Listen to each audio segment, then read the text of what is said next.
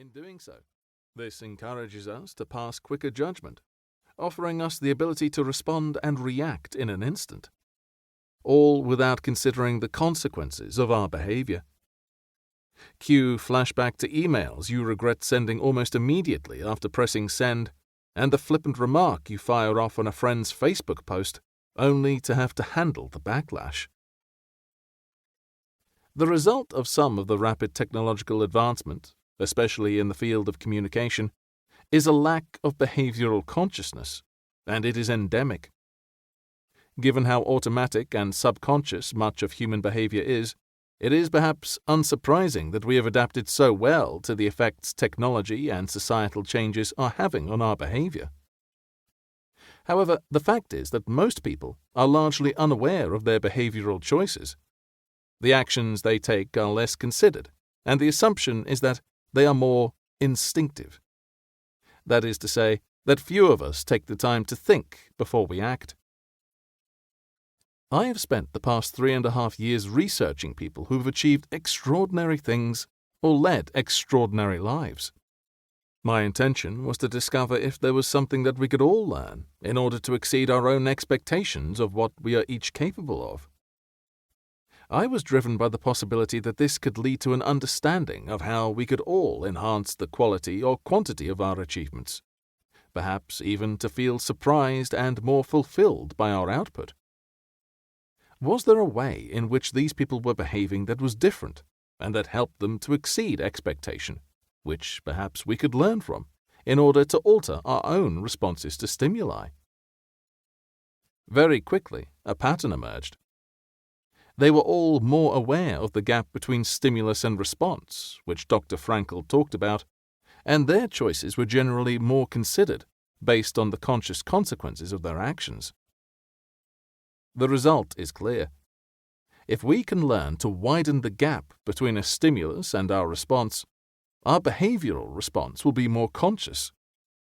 As a result, we become more effective not only at responding to the stimulus, but at influencing the consequences too. Perhaps, in turn, we'll also take more responsibility for our actions.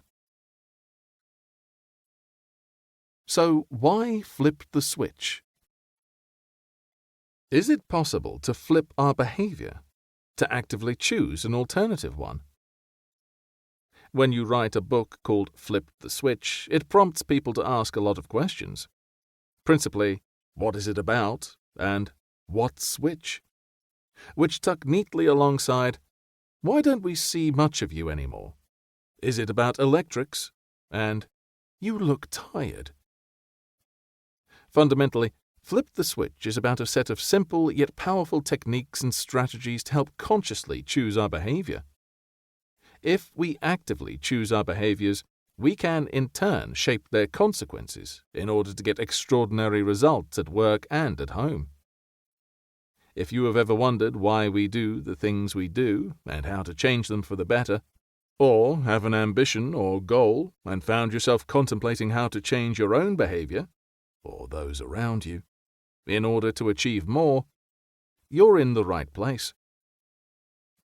My interest in people achieving extraordinary things and the very notion of normal or ordinary and extraordinary began in the most unlikely of places. It was a large stately home just outside Birmingham, England, the sort you'd see on a period television drama. Deep oak-panelled walls, flagstone floors, large fireplaces that were so big you could fit a table into and use as a novelty dining area. Suits of armor nonchalantly displayed in corners. You know the sort. I had just spoken to a group of about 600 salespeople about how to deliver extraordinary levels of customer service and the psychological effects it has on customers. At one point, a person pointed at my moustache, smiled, and said, "I love that." I thanked them, and they replied, "I think that's brilliant. Do many people stare at you?" A little taken aback at the notion of being positioned as something of a freak show by a complete stranger, I confirmed that it occasionally got an odd look from those reacting as if a curly moustache is the most remarkable or offensive thing they've ever seen. But otherwise, it draws more smiles and approving looks than the former.